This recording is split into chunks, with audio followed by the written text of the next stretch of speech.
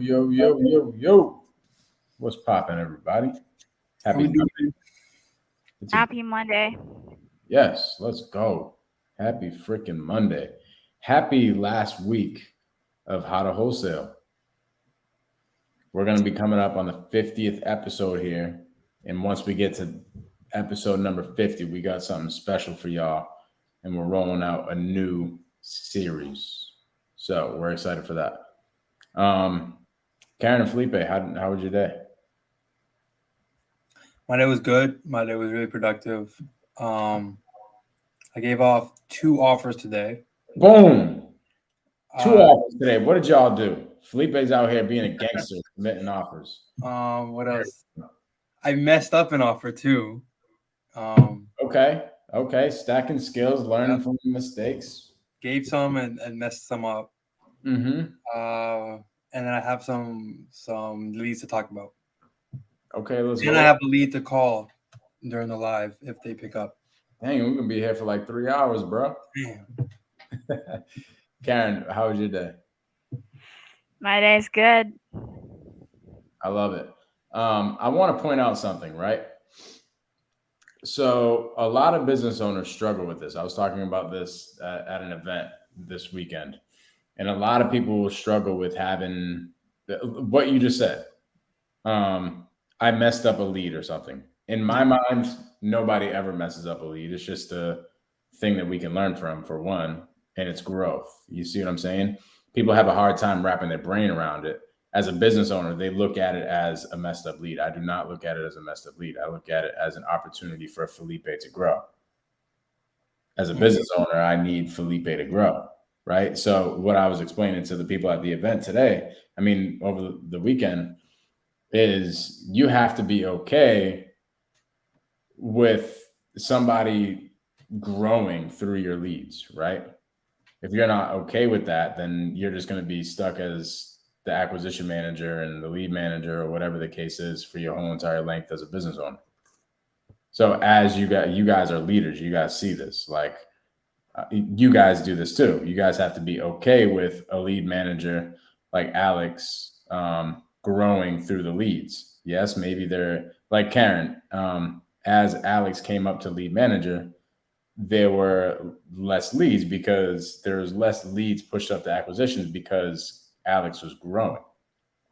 So we essentially have to be okay with that, and we have to look at it from a standpoint of a team member growing, and it's almost like an investment into that team member and into the business rather than looking at it as missed opportunities, because it's not missed opportunities. Make sense? Right. Yeah. So it's important as us as salespeople as well. Whenever something like that happens, we just look at it as like, oh no, this is really dope. I learned from this. There's so many things that I've been through so far in this business that everybody would look at it as like taking L's. I don't look at it like that. I look at it as something that I learned from. So I love it. Karen, why don't you go first to see what you got going on for the day, and then we'll bang out Felipe's stuff. Yep. We had a seller that we scheduled that you would be calling him for today's live. Oh yeah. Yeah. That By the was way- the lead that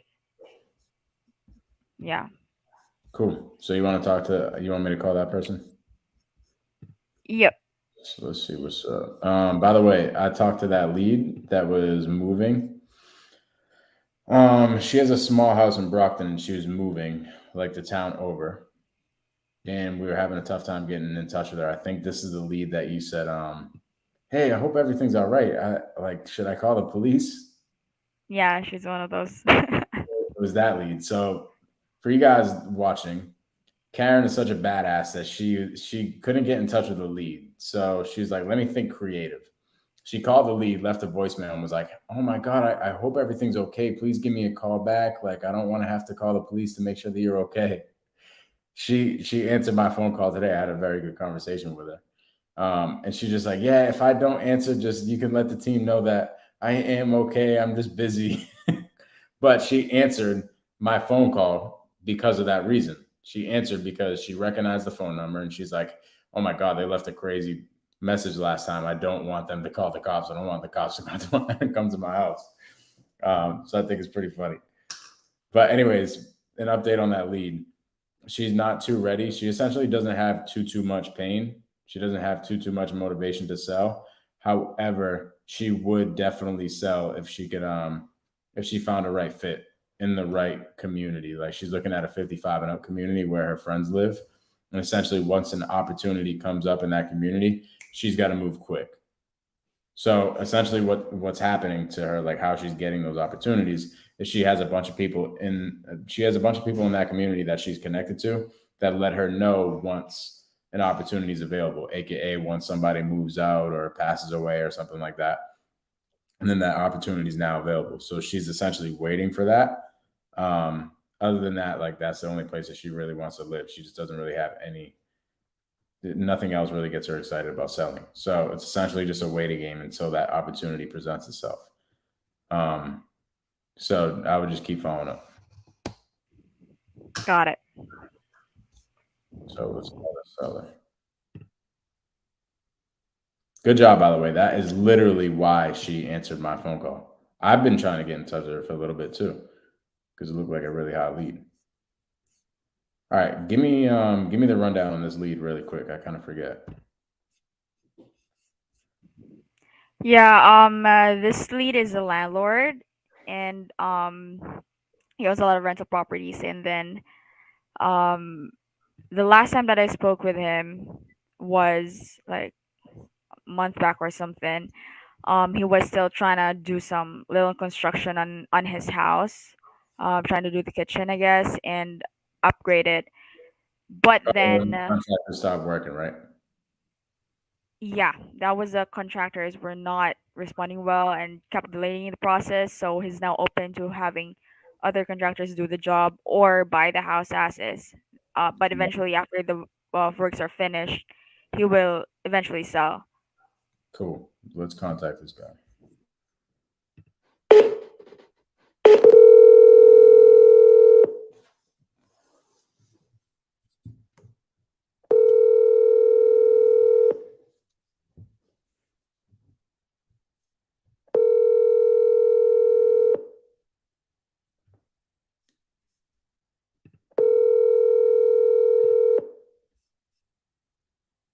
Hello? Hey, Jose. Yeah, My name's Mike. How are you? okay. My team was telling me about this property you had on Hazard Street. Karen on my team was saying that you were interested in selling it. I'm sorry, I can't hear you. Can you hear me now? Yeah. Yeah, Karen on my team was telling me about the Hazard Street property. You're still looking to sell it? No, not really. I'm still thinking about it. Okay. Well, I I'm got about. somebody calling me. Oh God. Now somebody's calling me on my phone. On my other phone. No worries. Hello. Okay. No, I'm not gonna sell it, man. Not just yet, boyfriend, okay? Okay, well, I just got up. got it. What was going on with the property? She said something about some contractors not working or something like that. Oh yeah. I was looking for a contractor. I've been working with a contractor. He was gonna do the back side, the back part, and he haven't gotten back to me. You know. What the heck? So yeah, the lady that when we were talking, she said that she might know a contractor. Yeah, that's what she was telling me. I do know a ton of contractors in the area. What exactly did you need the contractor to do? Well, I was gonna make the kitchen bigger. I was gonna get rid of the back porch and make the kitchen make the kitchen little, make it longer. You know what I mean? Yeah. The kitchen is like 5'6", something like that. Okay. In the house, so I wanted to make it like 10 by 10 or 10 by 11 or something like that to make the kitchen bigger. You know? Yeah, so makes they sense. could put a dining table in there and stuff. You know? Mm-hmm. Makes sense. Well, what were your goals with the property? Well, if like I told her, somebody offered me something nice, I would definitely grab it. You know, I was looking for 360, but if I had the kitchen, you know, in the future, I might want more, you know. Okay. So your goal was to essentially redo the kitchen and then be able to sell it for top dollar. Well, if I wanted to add the kitchen anyway, you know, Yeah. and if somebody came along and asked me, offer me something decent for it, Mm-hmm. you know, I would definitely jump on it. Yeah. So was this your personal house? Like, do you live here? No, I live in the house in the corner. Got it. So this The one, house that we were talking about now is right next door to me. got it. And this one's It's a vacant. duplex. I'm sorry. It's vacant. Well, yeah, there's people living in there now. Yeah, Oh, got it. So there's I fixed the downstairs. You know, I had the downstairs fixed up pretty nice. You know, and it's like it's a duplex. So the 1-bedroom apartment, I had a brand new bathroom put in there, and new floors, new and all. You know, it's really, I fixed it up really nice, and the guy really likes it. You know. got it. So you have some tenants in there. Yes, I do. I do have tenants. He's been there for 11 years, and he has Section 8. And the girl that lives next door, she was working at Hawthorne. She worked in Hawthorne for 10 years, Mm-hmm. and she's been living there for about, I say, 6-7 months. Oh wow. Okay. So I mean, what's got you considering selling it rather than just keeping the tenants? Well, yeah, like I was telling her, right now that's a pretty good income for me, you know. Because that house is all paid for. I just got through paying that house off this year, so you know it's nice. I don't have to worry about anything. The house I live in the corner is all paid for, you know. Oh wow. Okay. So the income that I get, you know, it does help. Hey, I'm 66 years old, so if something came along and it was pretty decent, you know, I just found out that I have cancer. Oh my I was God. exposed to asbestos when I was in the service. So they've been sending me to doctors back and forth and everything, you know. So I Holy don't know if crap. they're going to go back to 1973 when I was in basic training, or I don't know how that works, you know. Man, I'm so But sorry I to know hear that that. within 3 more months or 2 more months or maybe 2 more weeks, they're going to give me something nice for that, you know. So I might get you'll have a 100%, settlement. I might get, you know. So you're getting a settlement from that? Well, yeah, Got I it. get a service connected. Right now I'm at 90%, so they might give me the 10%, you know, Well, which makes it 100%, you know. how are you holding up health wise? Good. Thank God, man. Good. Thank Okay. God. I've been going to doctors back and forth. I'm okay. So that's why I'm saying if somebody came along and offered me something nice, I would definitely jump on it. You know what I mean? Mm-hmm. I'm not going to take it with me when I go. I know that. But I'm going to find out if I can, though. You know, I just got to find out, you know? Okay. Well, what's the condition of the property, like the overall condition? Well, I'll tell you, the property, it has a 2-car garage. I just did the driveway 2 years ago. I spent about $5,000. I did that black tar. It has a nice cathedral, you know. You could drive your car right under it, you know, and go into the garage, you know. Mm-hmm. And then I just got that lot about 4 or 5 years ago. The lot that long piece of land that I added it to my house, you know. So that's even better, you know. Mm-hmm. I mean, the property is pretty decent. You So- know, it's sad that the laws in Massachusetts, you know, it's like they need to change. There's a lot of things that they need to change, the zoning board, you know, that if they start changing things, people could start building things. You know what I mean? Yeah, man. People that have the space, people that have more than enough space that they can build something and still have a driveway to park cars and everything. You know what I mean? Well, that's what I'm looking at. I'm looking at your house. It looks like there's an extra lot to the left. I'm telling you, there's a what? Is there an extra lot to the left? Like that's what it looks like. I don't know if I'm looking at the right one or not. No, I don't know what you mean. The lot that I bought is legally added to the house. You know? Got it. So there's 38, there's 40, and then there's another lot essentially that's attached with the house. Right. Got it. And you're saying that there's no potential. So there's two driveways. There's the driveway on Hazard Street, legally, and it has a gate. And then there's a driveway on State Street that goes right under the gazebo and goes into the garage if you wanted to park the car in the garage. Oh, yeah, I see that. Okay. And I just fenced in the fence between that house, you know, and that property. I put a long fence. I fenced it in about a couple weeks ago. So it's even better, you know? Got it. Well, I don't know if we're your buyer here, but if we were to buy this property, would we be inheriting the tenants or do they already have plans? Well, it would be up to the buyer. I mean, if somebody wanted to buy the house and they say, well, I wanted a certain apartment empty, well, and the money was nice, so I'll say, yeah, no problem. I'll talk to the tenant. I'll make a deal with her or something.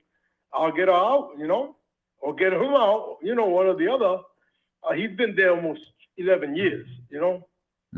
He's got a Section 8, and they pay $750 for the one bedroom, you know. Yeah. He pays his own light and gas. And she has a 3-bedroom upstairs. Downstairs is the kitchen, the bathroom, and what did the other one? What was the other one paying for rent? $750. All right, so you're about $1,500 a month for both. Yes. Okay. Well, once I add the kitchen, her rent is going to go up, and she knows it. You know, and she's agreeing to that. You know what I mean? Okay.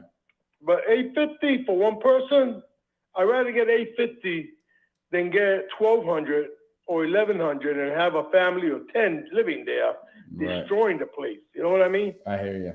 At least I know she's a single woman. She has a cat, and she's always working. You know? That's a good tenant right there. Yeah, definitely, man. Definitely. She's not a noisy person at all. I mean, her neighbor, which is that old man, he loves her. He said, Jose, that's the best person you ever got next to me. Because the other person that had next to him had 3 boys. Okay. And drove him crazy. You know? Always hanging in the patio. And thank God I live in the corner, so I'm always going over there, telling them, hey, you can't hang there. You know, that's not to hang out, you know? Yeah. No, I get it. It's a good thing to have good tenants, especially in Massachusetts. But I mean, Jose, if we could just take care of the tenants and whatever that would look like, we could take care of it, whether it's finding them a place to go or just keeping them, depending on the situation. If we took care of that and we just bought this house as it sits without you doing any of the kitchen or anything like that, what is the absolute lowest number that you need in your pocket? Well, I want at least $360, you know? You know, but if, depending on the price that I get, the offer I get, I might say, yeah, you know? Because I am getting kind of old. I'm 66, and it's like a lot of my health is not 100% anymore, you know? So if something came up decently, yes, I would definitely sell it, you know? Because I can't maintain it like I used to, you know? Yeah. And if I die, like I just found, I'm going to find out that I can't take it with me. There's no room in that casket to go in there with me, you know? I hear you. Well, did you have plans on leaving the property to somebody? God forbid Jose gets abducted by aliens. Well, you'll probably see a news in Standard Times. There'll probably be a family battle, you know, and I'll be wherever I'm at. I hope in heaven, and I'll be just laughing my ass off, you know. she thinks she's gonna get it, you know. Oh, he's gonna get it. Oh yeah. I would love to find out what happens, you know. Oh man. They never did a damn thing for me anyway. Right. Well, Jose, here's the thing. I'm thinking just for the property's condition that it's in and the situation that you got going on, getting a number around that number is probably going to be your best bet if you went on the market with a realtor and you found a buyer that is maybe going to live in the property or something like that. Those are typically your highest buyers. Have you thought about doing that? Nah. I figured if somebody come knocking in my door with some good numbers, that'd be good enough, you know? Okay. I wasn't going to put it in the real estate thing, you know? Mm-hmm. Believe me, somebody that's out there that knows how the system works and they know things are changing and that they can do something with it or knock that down and build a skyscraper there or whatever, you know what I mean? Yeah. Somebody that knows that there's a lot of property there, you know, it'd be worth to knock one little house down, two little houses down and build a mausoleum or whatever, you know what I mean? Hey, somebody that knows, they're going to knock at my door. And when they do, I don't care what they built there. The numbers are going to be right. I'm going to say, okay, you know? Right. Okay. Well, as far as being a landlord and getting a check every month, if you just got a check every month and didn't have to deal with, any pipes bursting or something like that, but you still got the check every month, is that something that gets you excited? Well, I was thinking of the red mortgage, that check that you're talking about, the red mortgage or something like that. I'm getting from the service connected, I get 90% plus my pension because I worked 18 years, you know? Mm-hmm. And I'm doing that. I'm grateful to God that I'm getting what I'm getting, you know? Got it. Well, Jose, here's what I'm going to do. I don't know if we're your buyer here, but what I'll do is I'll have Karen on my team. She's the one that spoke to you about a month or so ago. She's a sweetheart. So please do me a favor and don't beat her up too much when she gives you the offer. But I could tell you our offer is going to be definitely lower than that 360, probably significantly lower than that 360. But at least you'd know where it would stand. Oh yeah, definitely. Like I said, she's a sweetheart. What's your numbers? If you were going to give me a number, what your number will be? And I won't beat you up. Well, what I'm saying is I have to go back to the team and underwrite the deal a little bit more and run some numbers on it. But what I'm going to do is I'm going to do that and then give that number to Karen.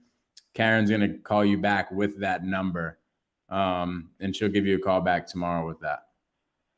Okay, because I got a friend of mine. He's an electrician. Okay.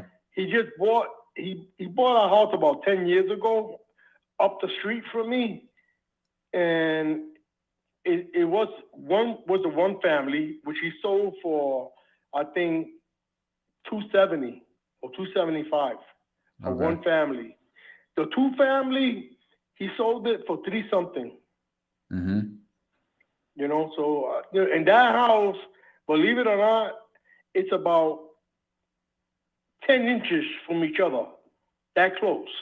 That I'm surprised that they build houses. How the hell they build houses like that so close? I mean, you needed a scarecrow to go back there and put walls. I don't know how the hell that happened. Well, that's New Bedford for you. Yeah. But yep. You there? Yes, sir. Yeah, I was saying that's New Bedford for you, but yeah, I'll get Karen over that number. She'll give you a call tomorrow with the number. And like I said, please don't beat her up once she gives you the low offer. It's just no, I won't. It's just when I know it's gonna be a nice number. Well, here's the thing: a lot goes into our cash offers that most people really aren't aware of, and it's just like we got to pay our lenders who we borrow the money from. We got to pay them a bunch of money to close on it. Plus, we got to pay them interest and we got to pay our attorneys and stuff like that. So that's why a lot of the time these offers come back a little bit lower than our sellers expect. But at least you know where we would stand, and we could potentially have another option that might work for you. I'm not too sure, but I just want to give you our number where it would be before we look at any other options. Okay. That sounds great, man. Cool. All right, Jose, you're awesome, brother. I'll have Karen give you a call tomorrow. God bless, man. Likewise. Bye-bye. Bye-bye.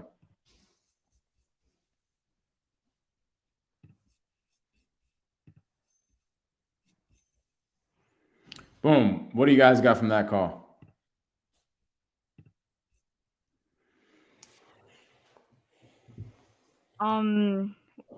First, I think one thing that really I learned from it, like going into the end of the call, is the seller was very comfortable with talking to you, and you had a really good, you did a great job in letting him understand um what comes next on and what to expect on the next call, and yeah, like also being sympathetic to his situation. And I think that's one uh the reason why he was very comfortable with speaking with you, Mike. Yeah, so couple things. Beginning of the call, he wanted to hang up. Did you guys sense that? Yeah. Yeah. So whenever that happens, it's like something weird goes in my brain. It's just like, okay, what the hell do I say to get this guy not to hang up? And it just clicked in my mind, oh, contractors, that's what gets him excited. Boom, let's talk about the contractors. And then all of a sudden we talked about the contractors and he starts getting excited about moving along with the conversation. What I did, right, is I planted the seed to make sure that we cancel out cash. I know this guy's probably not the best cash offer type of lead, right? But we want to cancel out cash and we want to give him what he wants. He wants to hear what would pay for the property. So we're going to go back to him and essentially say the low 200s is where we're going to have to be to buy this place. Okay. And I'll shoot you over an exact number. It'll be a number like $217,550 or something like that. And that'll be the number that you go in to him and say, right? However, like I said, we're just essentially canceling out cash and we're getting his absolutely lowest number. We did one thing to get it. We said, hey, like if we did this, that, and the other, what is your absolutely lowest number? He came back at 360. Okay, got it. Then set the expectations like I did for the next call. Hey, we're like essentially giving the cash offer of 217, whatever, and just be silent.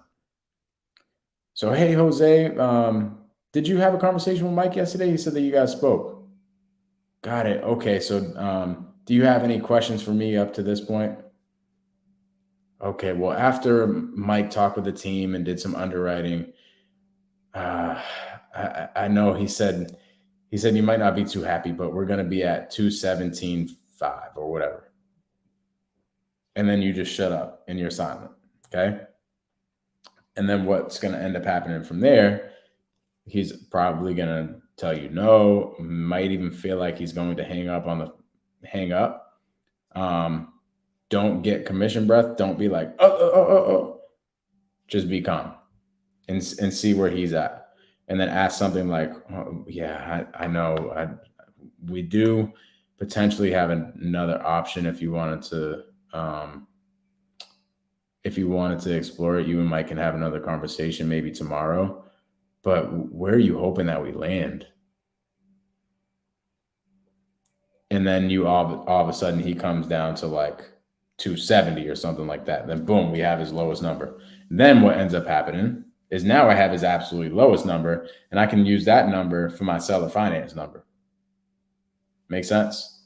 Because this is a seller finance opportunity, but I'm just showing you how these creative opportunities come about and how they're long-term follow-ups. So like you got to, I kind of planted a seed a little bit. I wanted to see where his head was at, but he didn't really get it. When I said something like, if you just ended up getting a check every month without having to deal with the pipes bursting or something. He didn't really get what I was saying, and I wasn't going to start going down the rabbit hole of like trying to get him to understand, because I'm just like, it's not something that I want to accomplish on this call. Right? I want to get his absolutely lowest number and go from there. Right? And keep bonding and building rapport with him so that he's comfortable with doing the seller finance option later on down the line. A lot of people would have just went right into the seller finance pitch. It's just not my style. Where we want to build a relationship with somebody like this. It's going to be a long-term relationship where we're giving him a check every month. See what I mean? So put some notes in there, Karen, to give him an offer somewhere around 217 something. Be silent, and then ask him where do you hope us to, like, where would you want us to be? And then just say, hey, I mean, we do have another option where we could potentially come up to your number. This is like at the end of the call. We have another option that we could potentially come up to your number. Do you want Mike to give you a call in the next day or two? And then set up the seller finance call for me. Cool. Felipe, what do you got, bro? Sorry that took so long. No, you're good. No worries. I'm just going to jump right into this guy's call so we stay on track for time. Just see how it goes. Let's get it. Anything you got from that call, or any feedback? I like how you talked about the contractors or really made him open up. I like how you let him do a bunch of talking. And then once you knew that he was comfortable with you, you went into the number. You basically mentally canceled out that number because you know what he's looking for. And then I saw you plant the seller finance. It didn't really click with him. So I saw everything you did, and then at the end of the day, you're like, let me just tell him, like, pull away a little bit. Like, we're probably not your buyer. Realtors are probably your buyer. We're going to be much lower, but we'll still give you the option. We'll let you know what your options are. And then you gave Karen a game plan for tomorrow, what to do if he says no for our offer. Mm-hmm. And then going with seller finance. Love it. All right, let me call this cat if they pick up.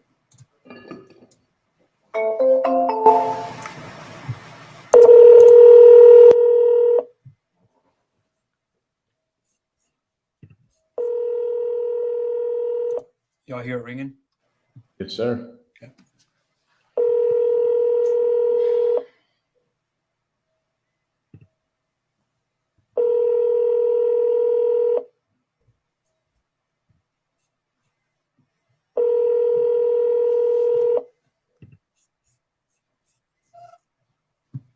Your call has been.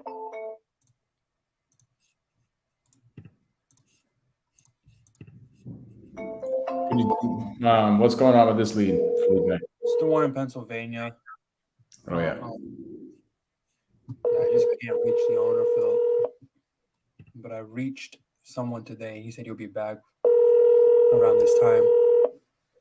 Cool.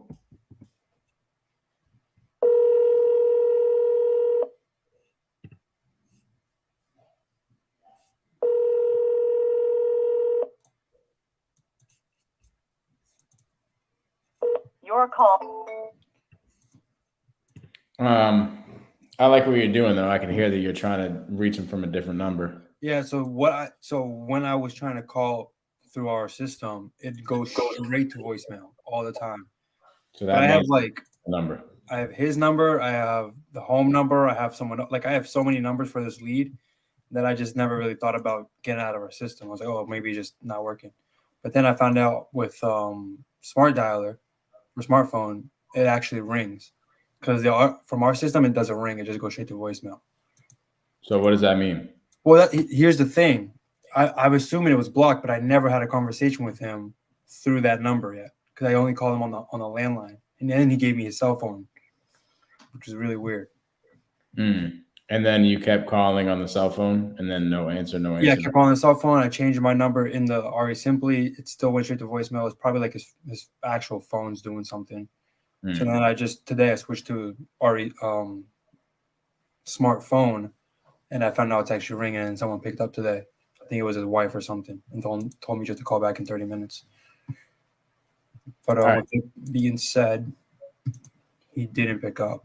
So, guys, for people watching, sometimes, especially when you're hammering these people and they stop answering, they could block your number by accident. That has happened to me before. They could, like, I've blocked people's numbers by accident and didn't realize it. They could just recognize the number and be like, I don't feel like talking to Felipe right now.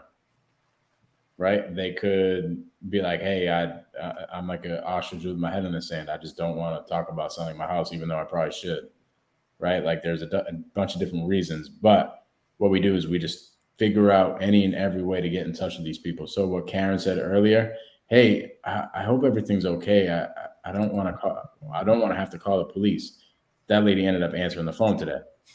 She hasn't answered in weeks. Felipe trying to call from a different number, like just thinking outside the box. How do we get these people to answer? Good stuff. Yep. What else you got, bro? Let me try one more time with a different number. I'm gonna try to call their home line. Badass. We're getting calls all over the house today.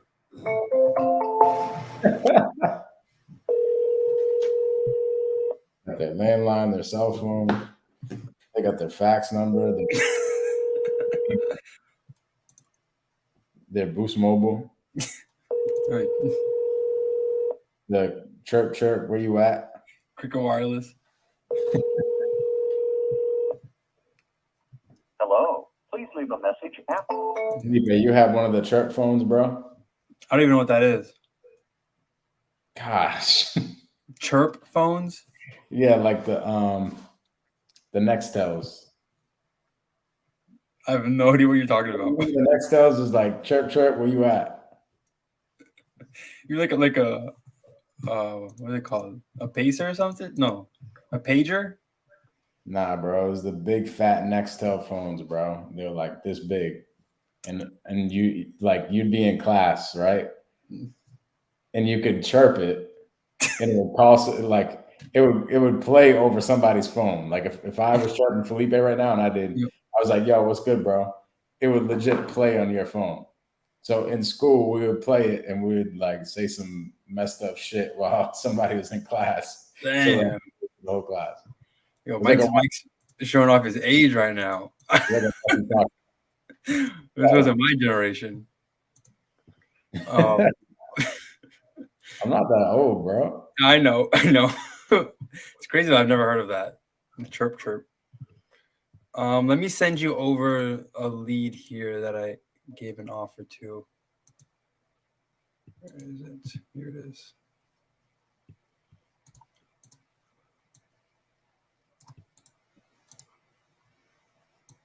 I'm just gonna put in the chat. You can search it up on the RE Simply. Any questions that you guys have on YouTube or Facebook over there watching, feel free to drop them in the chat. What's going on with this lead, bro? It's on the market. No one's bought it so far. It's overpriced on the market, like super overpriced. He just put on a new roof. He's slowly fixing it up. But he says if someone comes and gives him an offer, he's down to accept it. I told him we're going to be at 290. He's looking for 490. Heck, he's way off. I know, he's way off. I think it's the realtor. That's because the realtor is the one that listed it. So, got his bottom number today. It's 350. And the ARV is kind of weird because I'm seeing a house that sold for $400K in the area. And it's like you could tell it's a flipped house, but it's like the only one. And then there's some other houses, some outliers that sold for 490 and like just shy of 500. So 350 with the realtor. Yeah, but I pretty much got him to. He kind of wants to get rid of the realtor because he doesn't want to pay the commission. But what I'm asking is like 350 going through the realtor. Is that what he said, the 350, or is he thinking 350 without the realtor's commission. He's thinking without the realtor, but so far the realtor's still in the mix. So legally, I guess the realtor has to do it until the contract's done. But I kind of even told him, like, it was kind of like I got him to not want the realtor. I was like, hey, if you find a buyer, you still got to pay the commission. Like, that's crazy, man. Like, you did all the work, and they're like, yeah, like that's not fair. Like, I got to figure out how to get this realtor out of the mix. But I think it goes until December, their contract. Okay. So here's the thing, right? Like, why I'm asking that is because we can work back the numbers now. Because obviously 350 is still too much for us. Yep. I But agree. now once we take out realtor commissions and closing costs and everything, you factor in 8%, that brings you to 322. Yep. See what I mean? So realistically, if he sold it to somebody right now at 350 with that realtor, he's really only getting about 320 in his pocket. Mm-hmm. Does that make sense? That does make sense. So what does our offer sound a little bit more appeasing now if we're lower than 350, if we take care of all the commissions and everything like that? You see what I mean? So if you start to get him to, I would start working in numbers with him with the realtor involved, right? And then good job of doing what you did of trying to get him to like realize like, hey, the realtor's kind of killing your deal.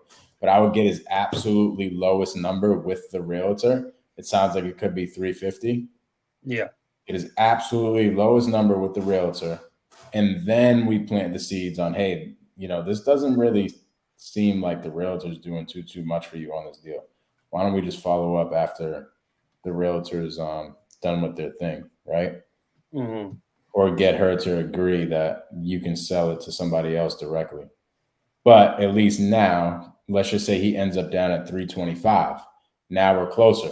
Like, hey, I would sell it to you with the realtor at 325. His net number on that would end up being somewhere closer to our offer of 290. Does that make sense? Yep. That makes sense. But yeah, what's your question on the lead? Honestly, it was kind of like, where do I go from here? If it's just a follow up, or for like what should be my next way going into the phone call? Because I ended it with, I'll see where my lender will be at, like what's the maximum he can give us. But so far we're at 290, and he said okay, and so that's kind of where I left the call. I would go back and figure out his absolutely lowest number with the realtor, right? Before you give the offer.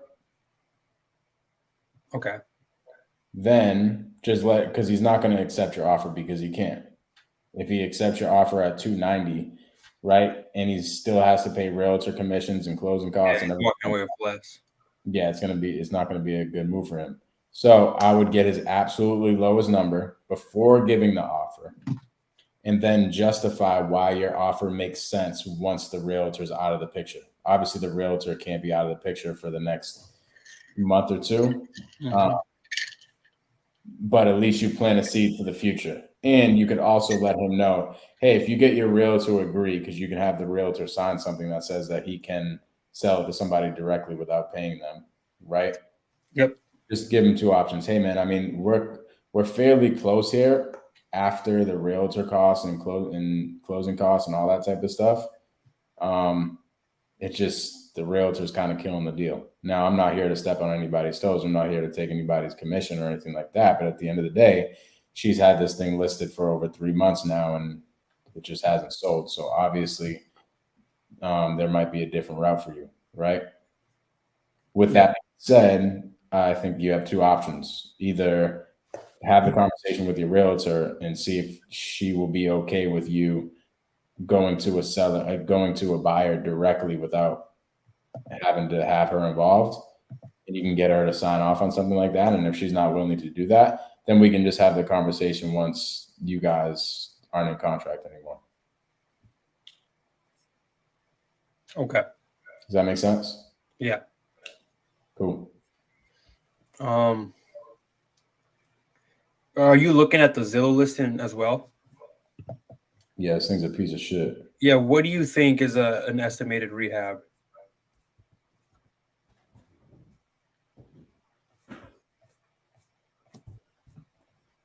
I would say 60 to 70K, depending on town water, town sewer. Okay, cool. Yeah, I was around there too. Like Yeah, you know they're a bad realtor, and I don't mean to, throw anyone on the bus, but like, how are you gonna list the house and not take a picture of the kitchen? probably because the kitchen's a dump. But still, like, that's some crucial information. I would say it's a 70K rehab, depending on if it's on town sewer, town water. If it needs a septic system, it's way over that, and also the roof. I have to see what the roof. Roof was just done. Okay, so I would say $70,000 rehab if you don't have to put a new septic system in. Yep. But I don't know if they're town sewer or if they're septic. So, yeah. Yeah. Good job, though, bro. So, yeah, I would go to him. I would get his absolute lowest number with the realtor involved and then give your offer. Get him to understand how your offer right now doesn't really make sense with the realtor involved. And then just kind of say, hey, there's two options here. You could either try to sell it to us directly and get your realtor to understand and agree to essentially having you work with somebody directly rather than her keeping the listing. You could do that, or you could just wait until the listing's over. But I highly suggest, if you're sticking with the realtor route, find a new freaking realtor, because this thing's over $200,000. Yeah, over $200,000 overpriced. Yeah, it's crazy. What else you got, bro? I sent in the other offer that we talked about, which is an apartment complex kind of with the house in the back. I told him 450 for everything, and then he asked me how much will we buy the house in the back for, and then I think I told him 170, and that's my numbers were off because I just did it real quick on my phone, the calculator. And so that number is way off. Like, we're probably going to be at like 100 to buy that thing. But even with that being said, it has to be subdivided and everything. I don't even know if that's even a deal if we're going to buy just a single family house behind the 3-unit. What was the overall number For ARV? Didn't he just want to sell it to us, like, without going through without getting it subdivided? Then he just want to sell it to us in one lump sum? Isn't it Yeah. all one? Yeah, it's all on one property. Hmm. But he was looking to sell it everything for 550, or sell the house in the back for 300, like by itself. And then keep the multi. Yeah, keep the multi. Okay, and then where would we land in total for both of them? 450.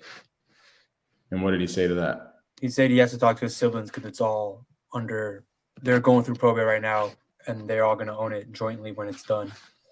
So go back to your siblings and get the absolutely lowest number that you take. Here's how I go on the call. Hey, what's his name? Mike. Hey, Mike, I got some good news. We have a couple more opportunities to buy some more units this month, right? Yep. Now,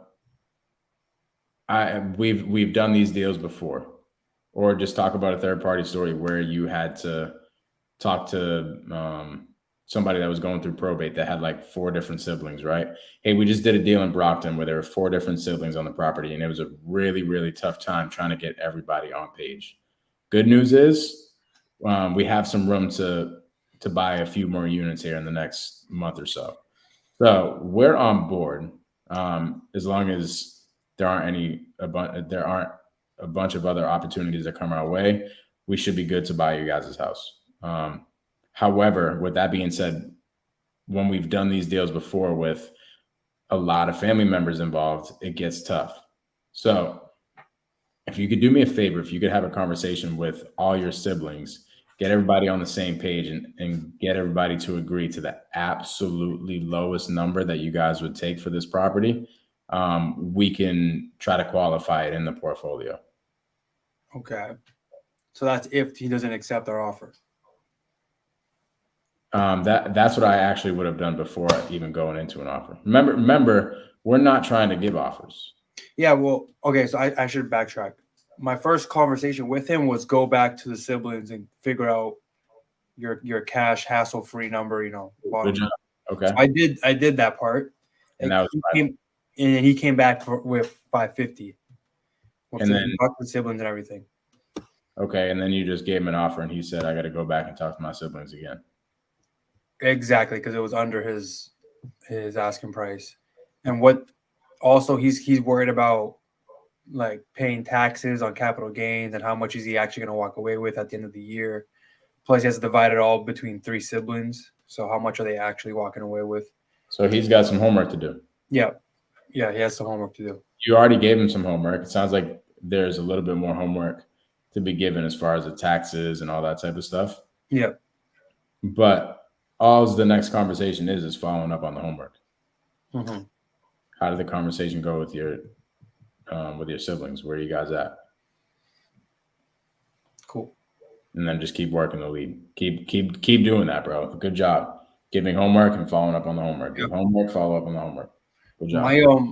My biggest concern right now is if he just flat out just doesn't want to sell the 3-unit and says, "Oh, you can buy our house, the house in the back for 170," and then I'm gonna be like, "Yo, my numbers are wrong. My bad."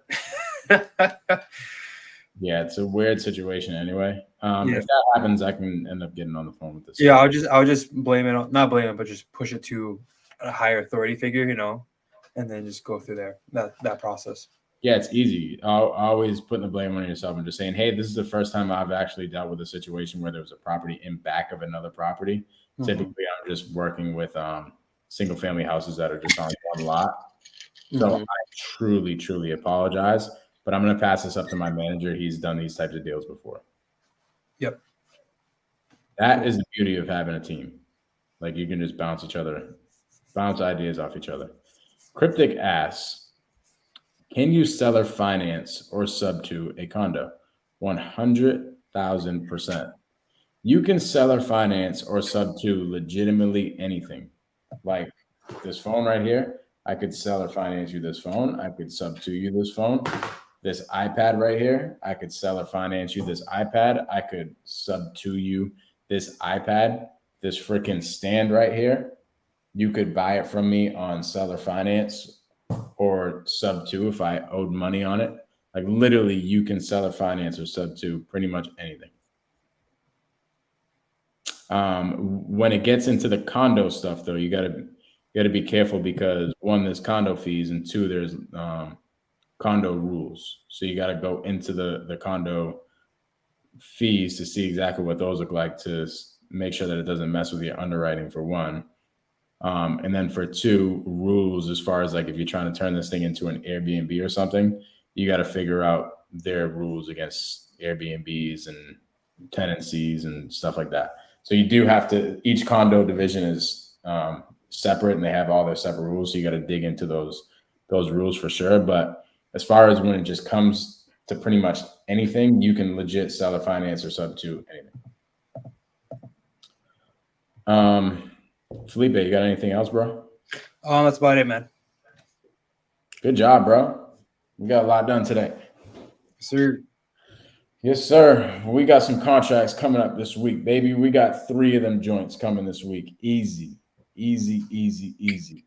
Silverhomies.com if you guys have any leads that you guys want killers like Karen, Felipe, and myself to call on those leads and follow up and close them and do all the things.